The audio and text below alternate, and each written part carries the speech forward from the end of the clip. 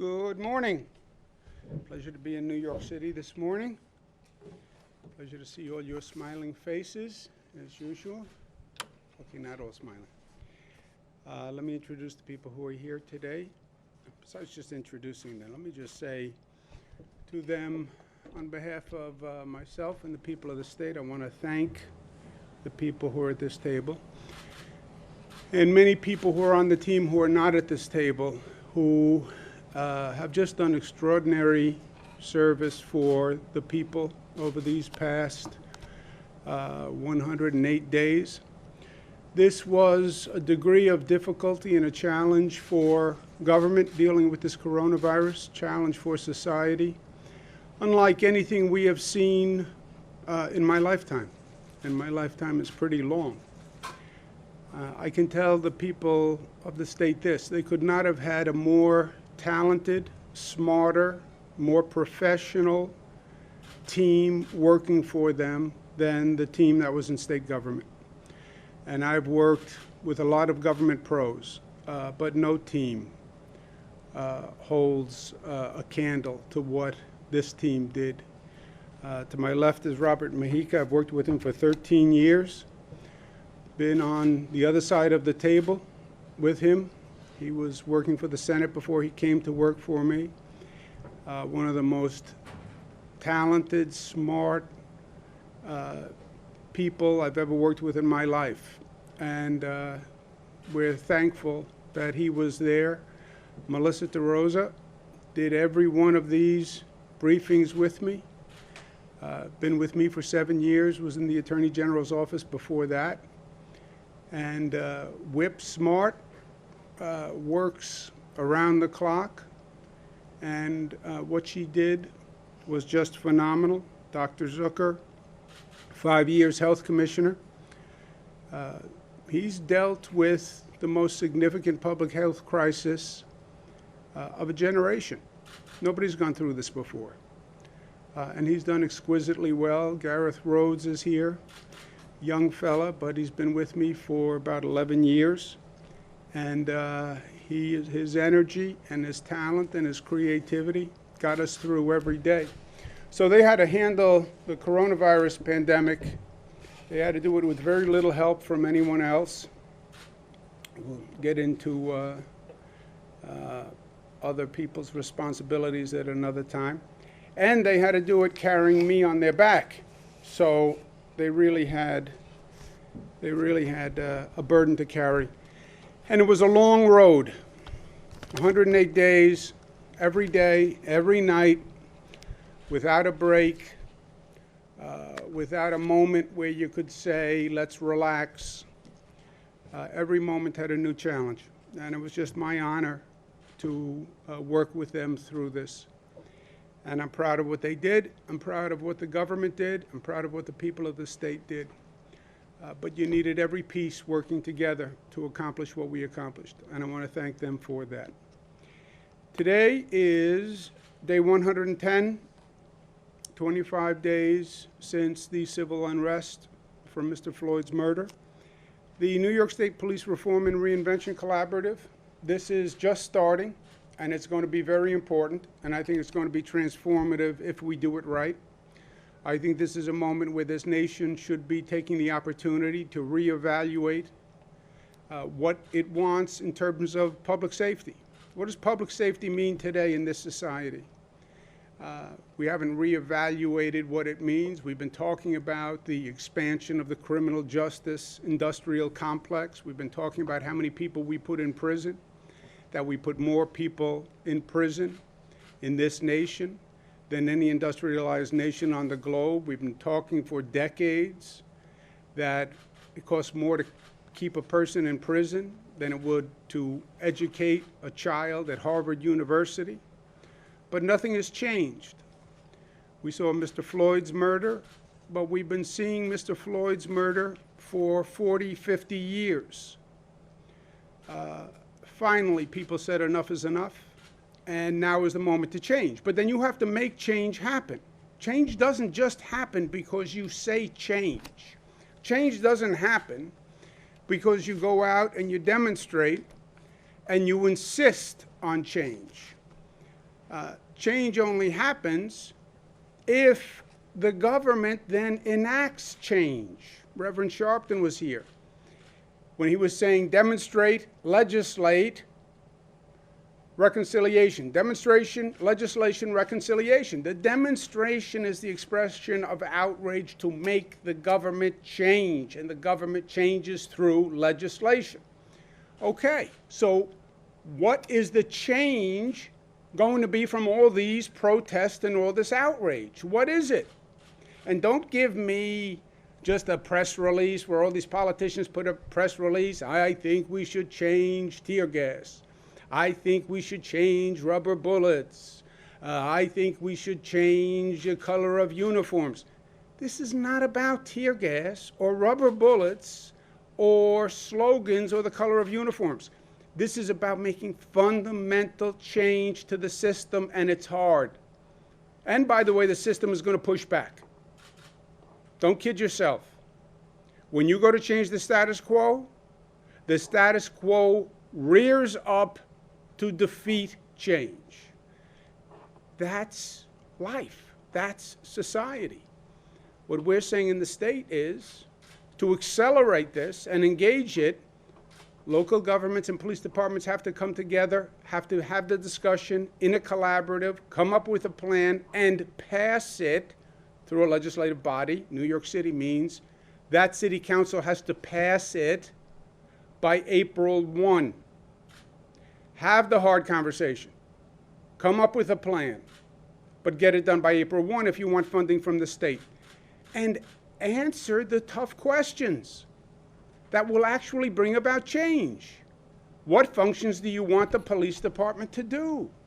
That's where this starts. Then, what staff do you need to do that? Reduce the police department. Reduce the police department. What do you want it to do? And then what is the staffing for that police department with those functions? Defund. What does that mean? What is the budget? The budget is what you need to pay for the staff after you decided what functions you want to perform. What is your use of force policy? Demilitarize the police. What does that mean? What equipment do you want to take away? What procedures do you want to take away? What is the transparent disciplinary process? How does that work? What is the citizen complaint process? And who's going to review it? How do you use data to drive deployment? How do you address bias within the police department, which is so real and has been in existence for so long? How do you link the police with the essential services, with the mental health, with the substance abuse, etc.? Those are the real questions.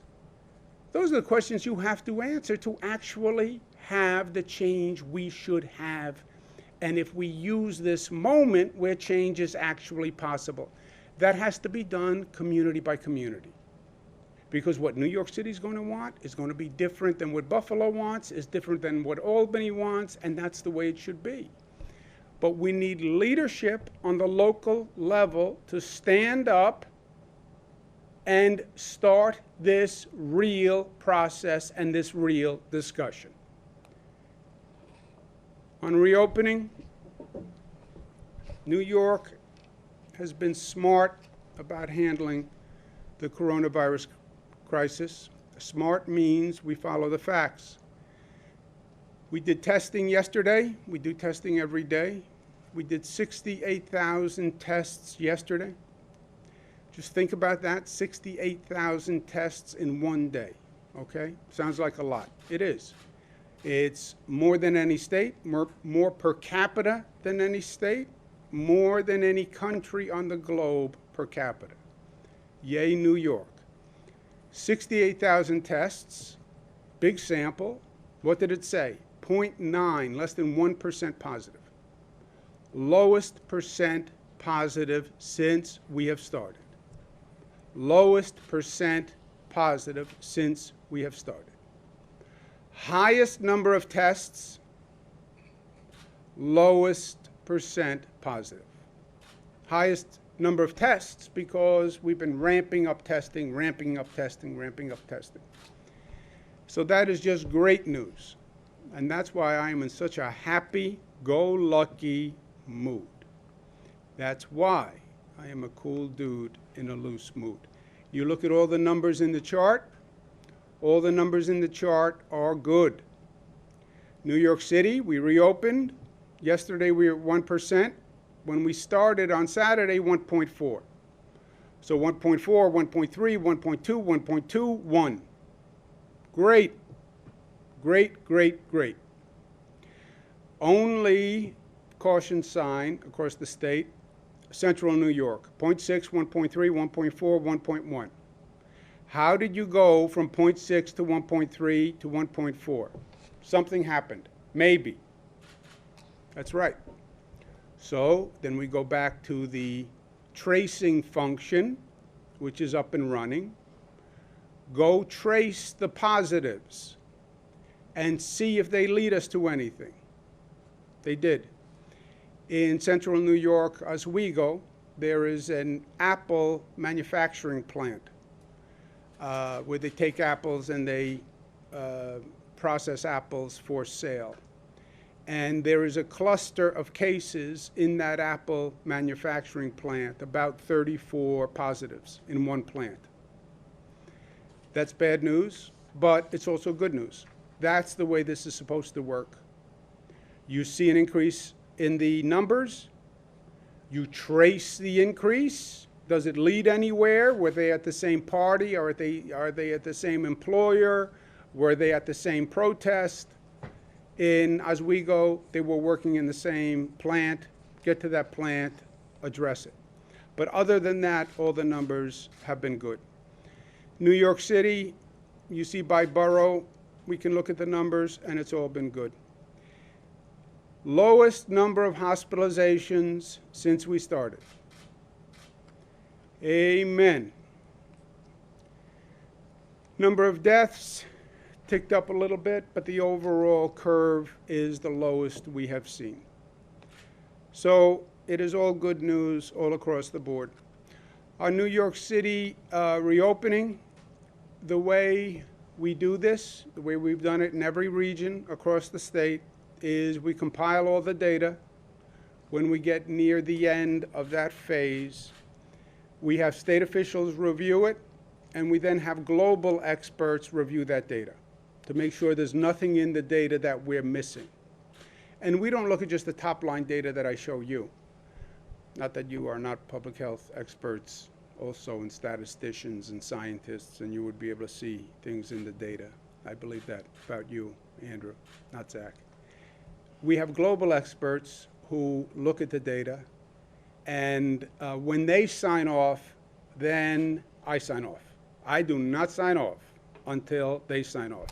So they're reviewing the New York City data. It's supposed to go on Monday. They'll watch it Friday, Saturday, Sunday. They're studying it now. But all the indications are good. So I'm saying today you'll get a final announcement tomorrow. But I am saying businesses should plan on reopening. We just had a call this morning where we went over the New York City data, and everybody's feeling good.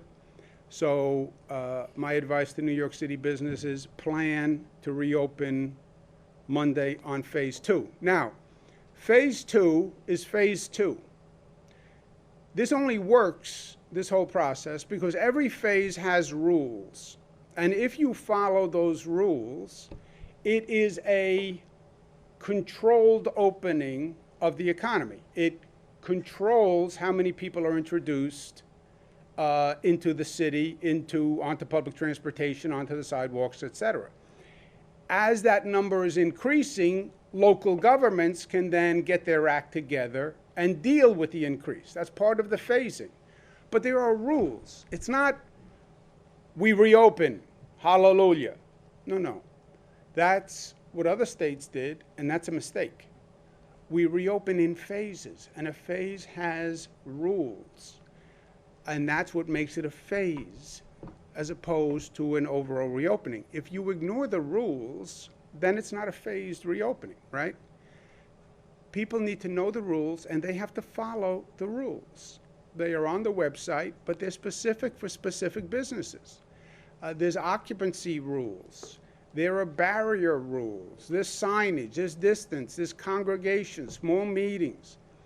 No sharing of food, beverages.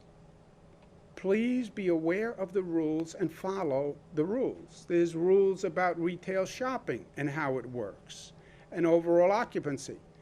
We have done this in every region across the state. It has worked overall. I can tell you from experience, it works better or worse depending on the compliance and the enforcement and how people follow the rules.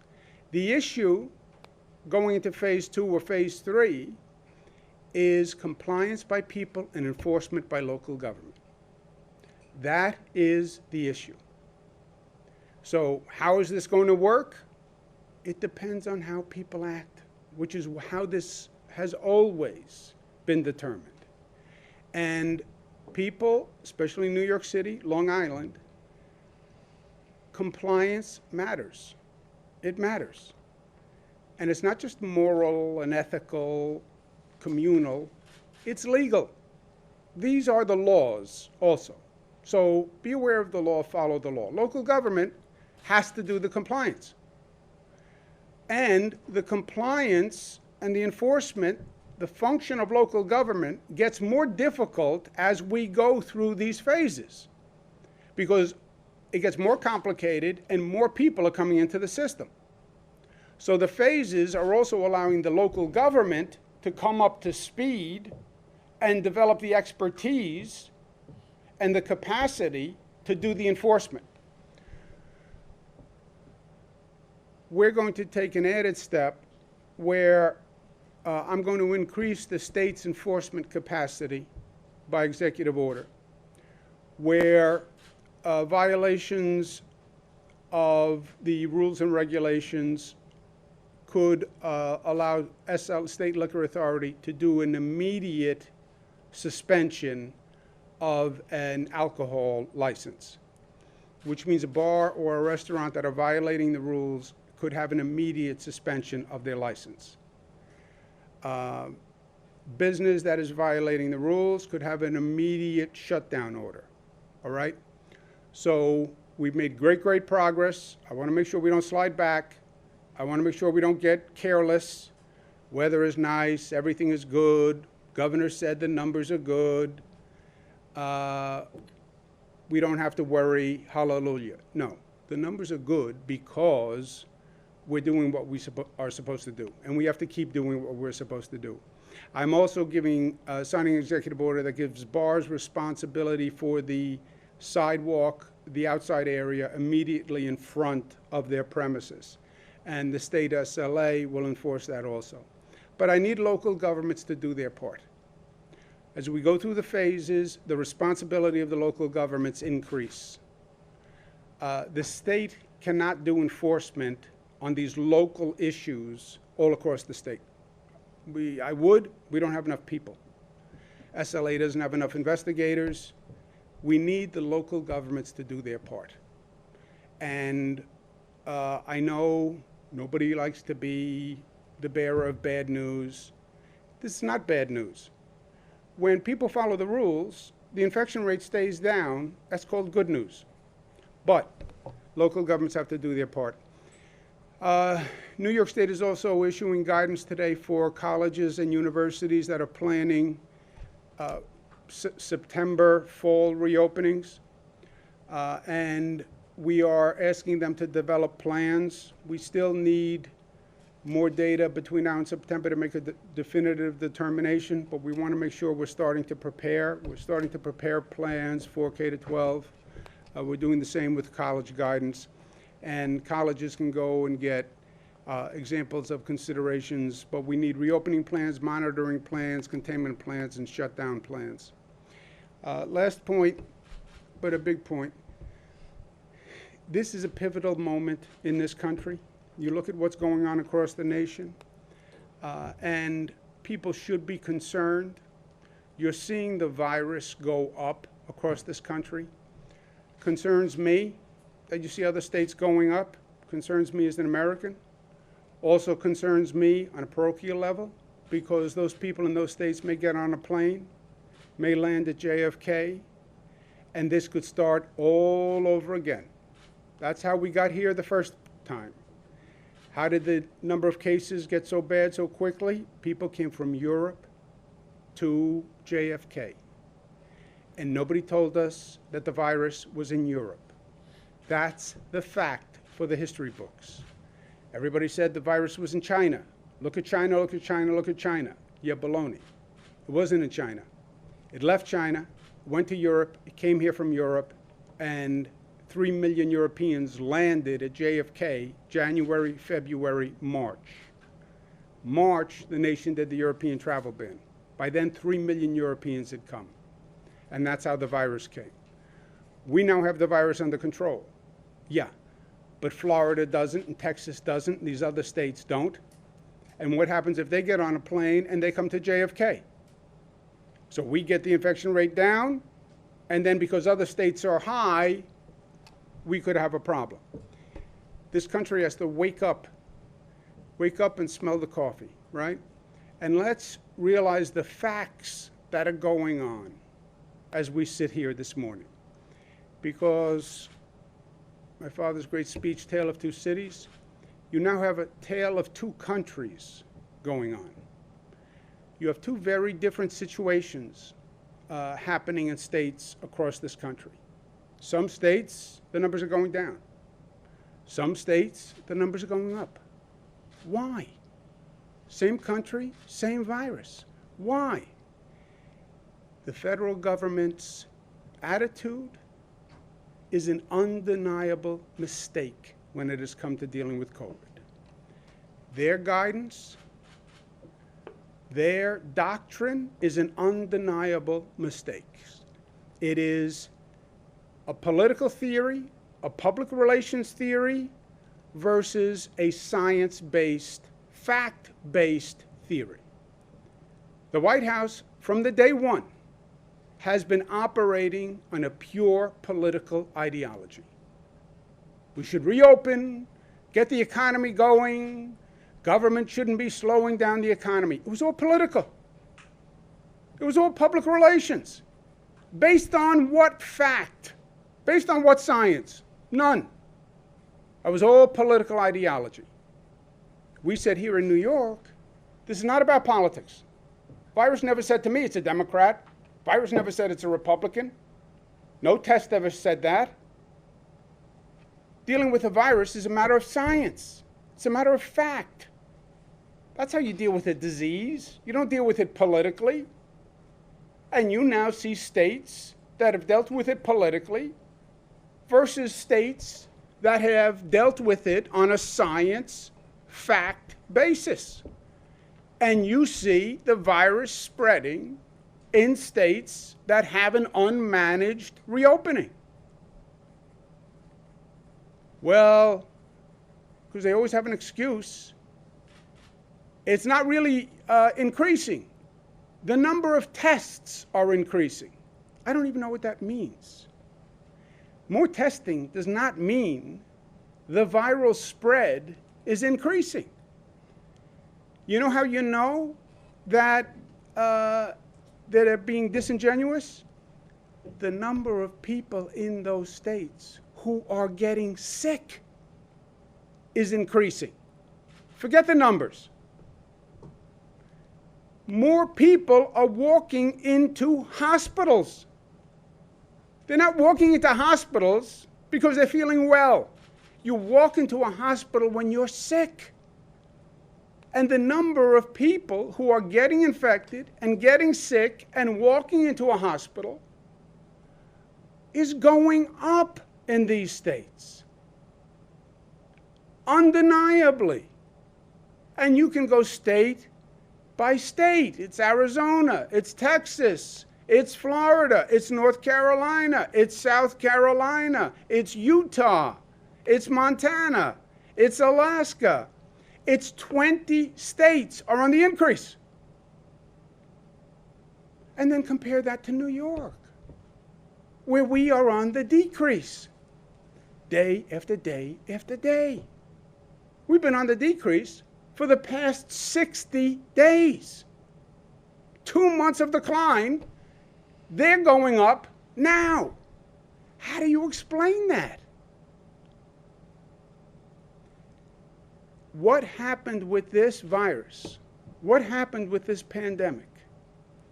From the get-go, was always going to be dependent on what we did. There was no preordained path. There was no preordained curve. Nobody knew. I spoke to every expert on the globe. Nobody knew. Second myth, listening to them last night. All the projection models were wrong. No, the projection models weren't wrong, because the projection models were never projection models. The projection models were really extrapolation models. What does that mean? The projection models never said, this is what's going to happen in New York. The projection model said, if this is what you do, this is what will happen. It's not really a projection. If this is what you do, this is what will happen. That's what the models did. If you tell me you are losing 1 pound per day, they say, I will tell you you're going to lose 7 pounds per week. If you tell me you're going to lose 2 pounds per day, I'll tell you you're going to lose 14 pounds per week. Yeah, thank you. But it's all based on what we said we were going to do. The White House knew this. March 31st, their White House coronavirus task force. What's going to happen with the COVID virus? Oh, 2 options, depending on what you do. Option 1, best case scenario with mitigation. What is mitigation? Close down, social distancing, wear a mask, hand sanitizer, all those mitigation efforts that the states without reopening plans, without a managed reopening, they have no mitigation. The White House says, with mitigation, 100 to 240,000 deaths. If this nation uses mitigation. If you don't use mitigation, 1.5 to 2.2 million deaths. The White House said it. The White House said it. To the extent the White House lets science speak, ever, to the extent they have science in the White House, they said, if you mitigate, 100 to 240. If you don't, 1.5 to 2.2. And then their reopening plans don't provide for mitigation.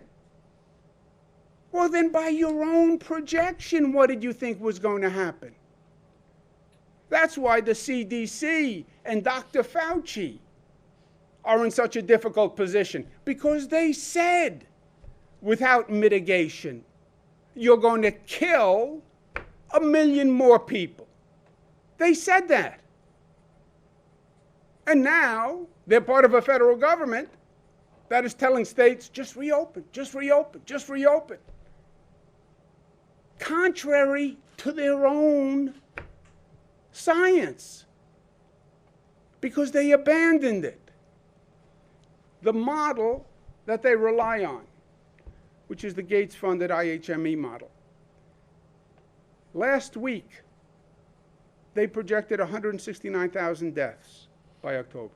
Last week. This week, the projection changed. 200,000 deaths. Why did the projection change? They'll say on Fox TV, not to pick any particular network, the model was wrong. No, the model wasn't wrong. The model isn't a model. It's an extrapolation.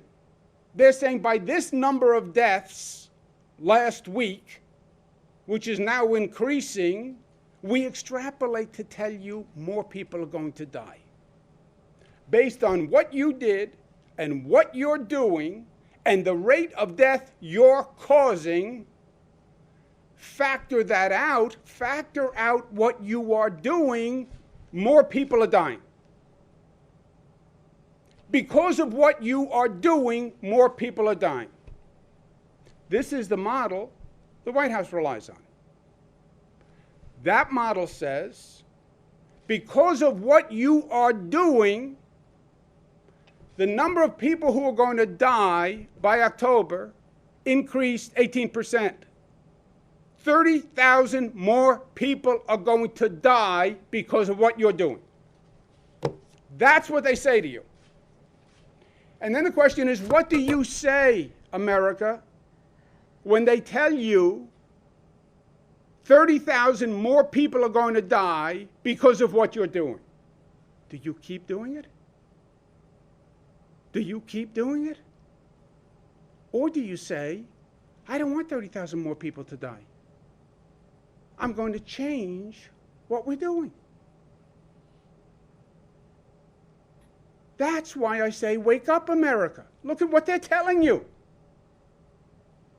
This is not rhetorical, conceptual, hyperbolic. They told you. Based on what you're doing last week, 30,000 more people are going to die.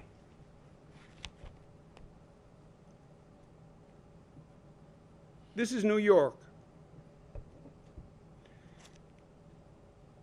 I want someone to put this up at my eulogy. PowerPoint eulogy. Make a note. You're going to be there. Be the first time Rob smiles, I think. These were the projections in New York. Gates funded IHME, said 73,000 people would be hospitalized. Columbia said 136,000 people, just in New York City. This is Columbia University. We're not talking about a mail-away matchbook university here. McKinsey, 110,000. McKinsey moderate with mitigation, 55,000. What actually happened? 18,000. They were all wrong. No. We changed what we were doing. We changed what we were doing. What they were saying is, if you keep doing what you're doing, and that transmission rate continues, you're going to have, you factor it out, you extrapolate out, 73, 136, 110, that's what's going to happen. We said in New York, that's what's going to happen? Then we're going to change what we're doing. We're going to change. We don't want that to happen. We don't want those people to die. We changed it to 18,000, a fraction, because we changed what we did. You're talking about tens of thousands of lives. Tens of thousands of lives. What are you going to do, America? They're telling you, based on what you're doing, you're killing more Americans. 30,000 more projection in 1 week. This is what we did.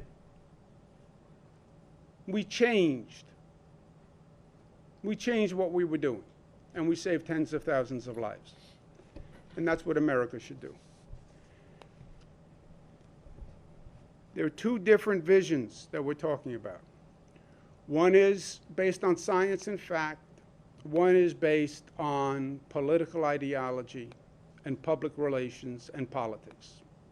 And the results are in New York. It's working. We're saving lives. The virus is down. The rest of the nation, it's going up. At the end of the day, New York tough works. Last point. I've had the pleasure for the past 108 days to not only speak to the people of New York and all across the country, all across the world. I get emails from countries, people in countries all across the world. But I've also been able to talk to the New York press all across the state. They've been there every day. They showed up when it was hard. Their coverage of this situation will be a course in journalism class one day, I believe. It was the most complicated, most stressful, most consequential government issue. They had to do it during a very difficult time. You had to show up when people were afraid to leave their homes. You had to stay with it 7 days a week because I refused to take a day off. It meant all of you had to work. The questions, the dialogue was as informative to people as my briefing.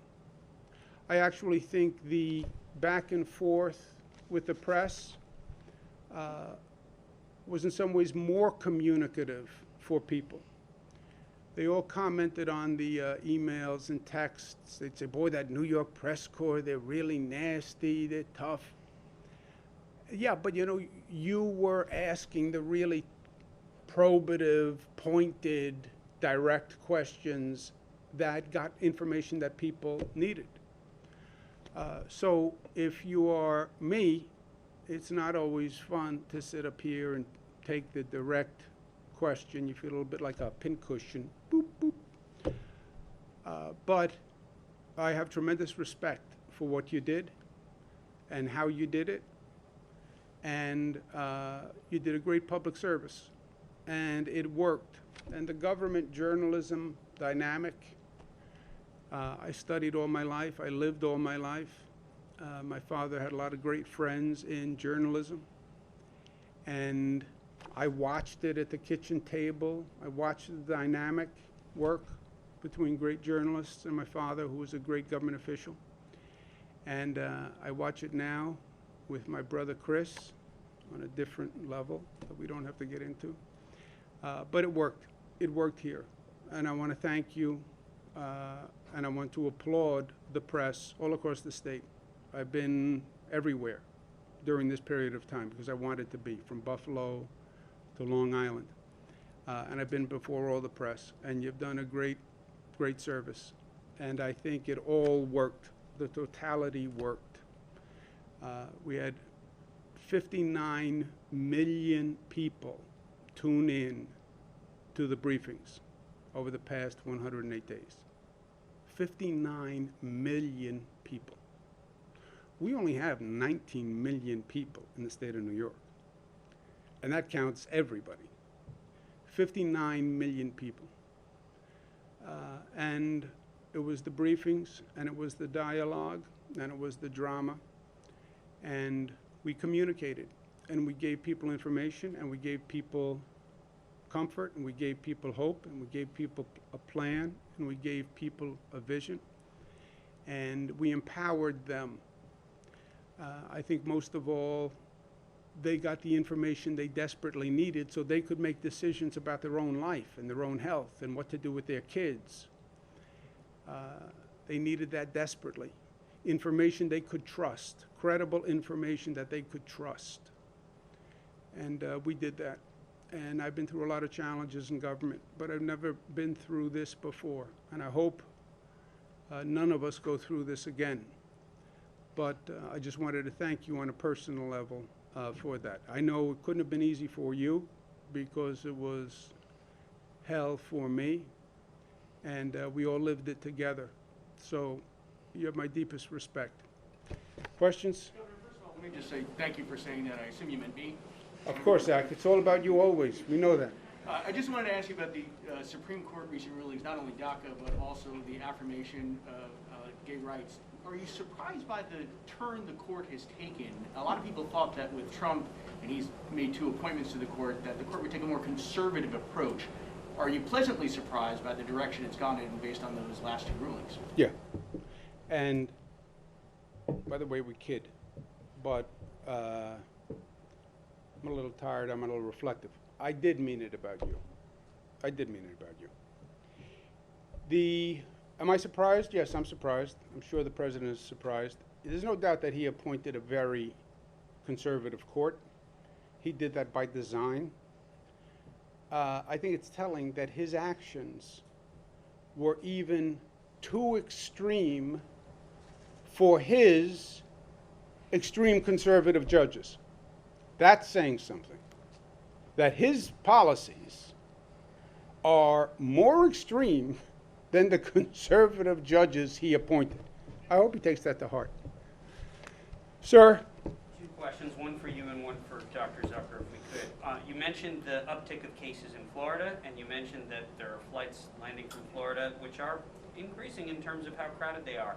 How close are you to imposing something like a 14-day quarantine for folks arriving from Florida, some kind of measure at the airport, because otherwise aren't you just inviting an increase in infections?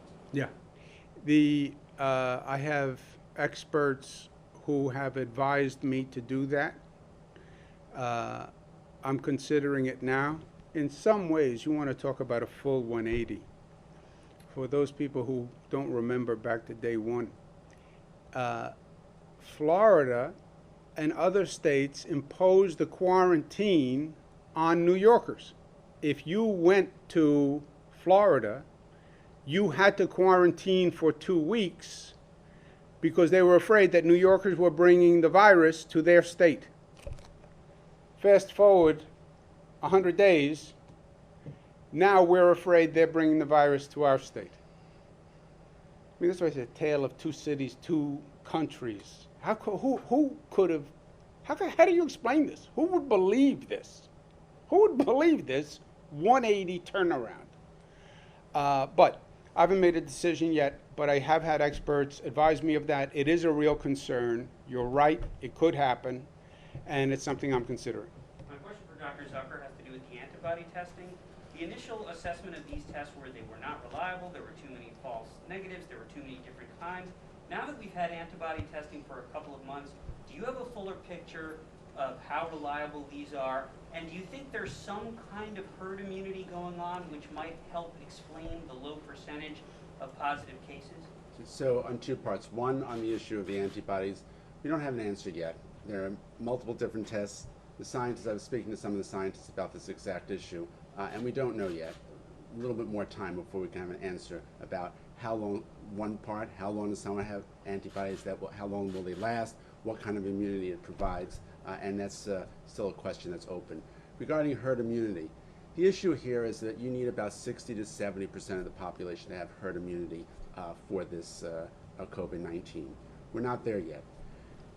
Yesterday I was actually talking to some scientists about this exact question about why is it that the numbers are down. New York's done a phenomenal job. Is this something that will happen elsewhere in the country? Their numbers are going up. What will happen with time? I think it's because of all the efforts that we've made that has driven these numbers down. We still don't have enough people with antibodies for whatever effect those antibodies will provide to give you the herd immunity that we need. So we need to continue to approach this from the standpoint as we've done, as the governor said, diagnostic testing. All the scientists are working on trying to get a viral, antiviral. We're working on that. And obviously the work on a vaccine, which we're going to continue to do. Can I comment on that? As a non-medical professional who just knows enough to be slightly dangerous. Herd immunity concept, some people talk about that in New York City. As Dr. Zucker said, you have to get near 60% before you can talk about that. New York City is nowhere near that. Also, that wouldn't explain the rest of the state where you have a very low infection rate and the virus is also on the decline. You know, you could theoretically argue, well, maybe New York City has herd immunity, but then you'd have to be at 60%. But that doesn't explain Buffalo and Long Island, where it's very, very low to begin with, the infection rate, and the number is still low. It's not because of herd immunity. What we have done, and the reason I'm hoping we get lucky on the protests, by the time the protests happened, we were down at 1% infection rate.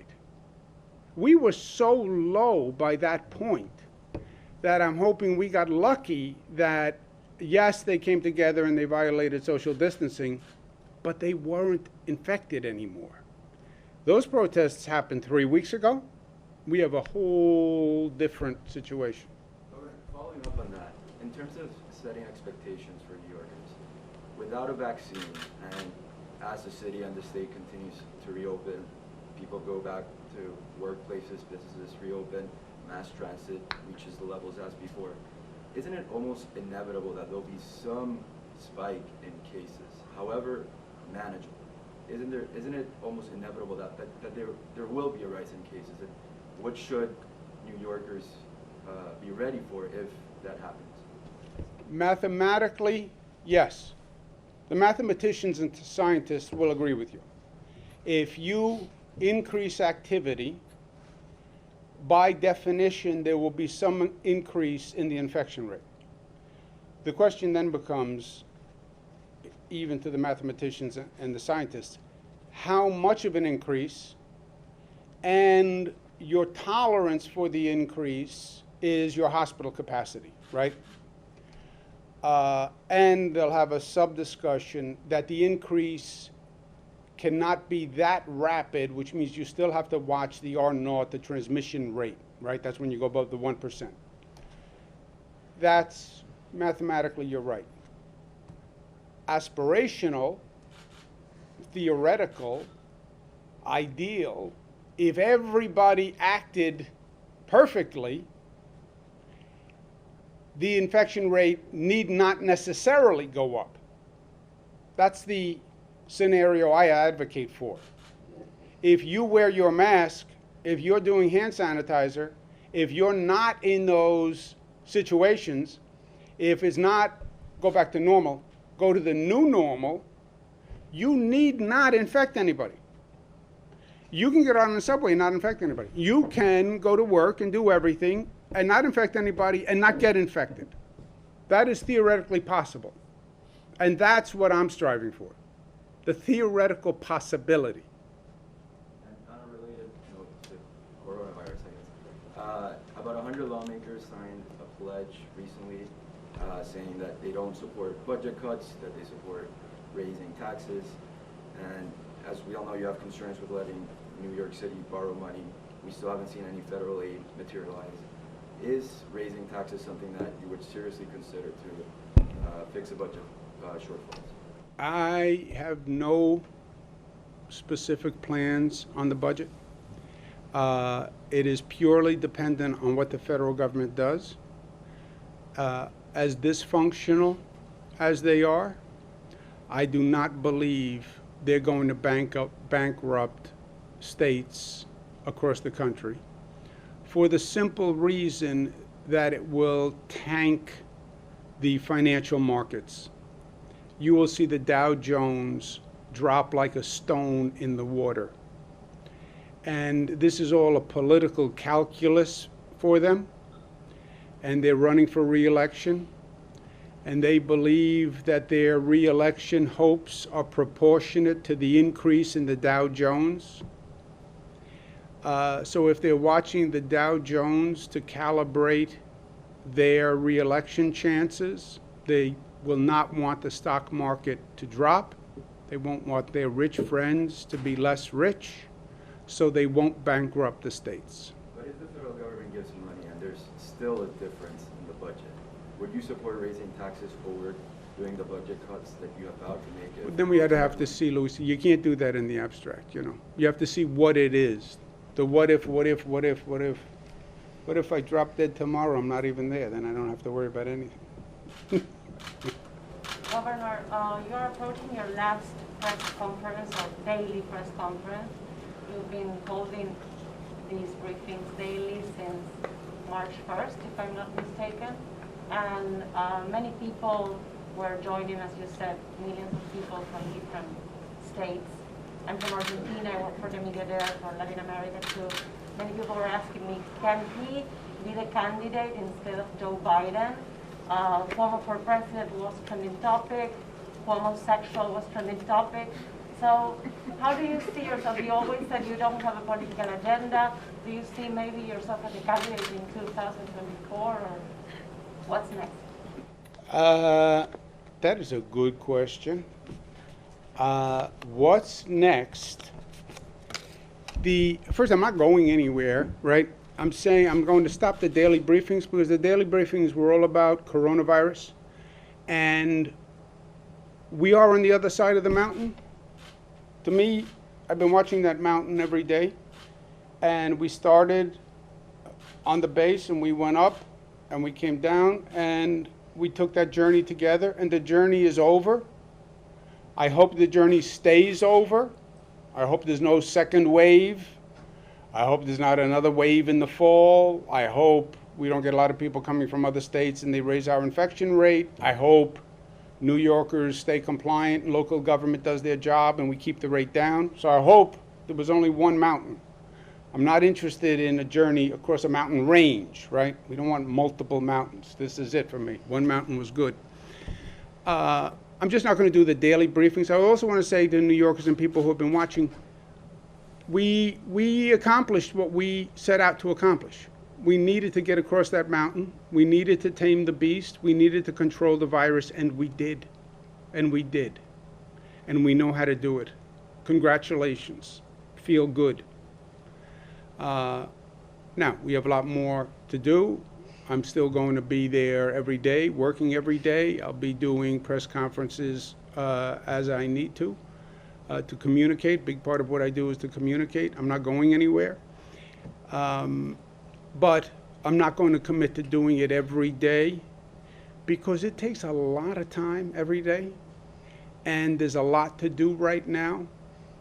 And it really takes the better half of the day. So I just won't do it every day. But I'm not going anywhere. I said clearly when I started, it was very important for me to have credibility with people. So much of what they hear now is political. You watch this news station or this news station, you get Democratic news, you get Republican news. Everybody wants to say about a politician, well, they have their own agenda. He's only running for something. If I was even a candidate possibly for anything, it would have given all my critics an opportunity to say, oh, he's just running for president. He's just running for vice president.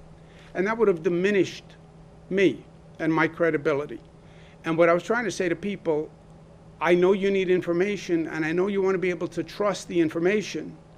And I know you don't really trust politicians because you think they always have their own agenda. I have no other agenda. I'm not running for anything, period. No president, no vice president, not president of Argentina, not president of Italy, not prime minister. I'm not doing anything. I'm not running for anything.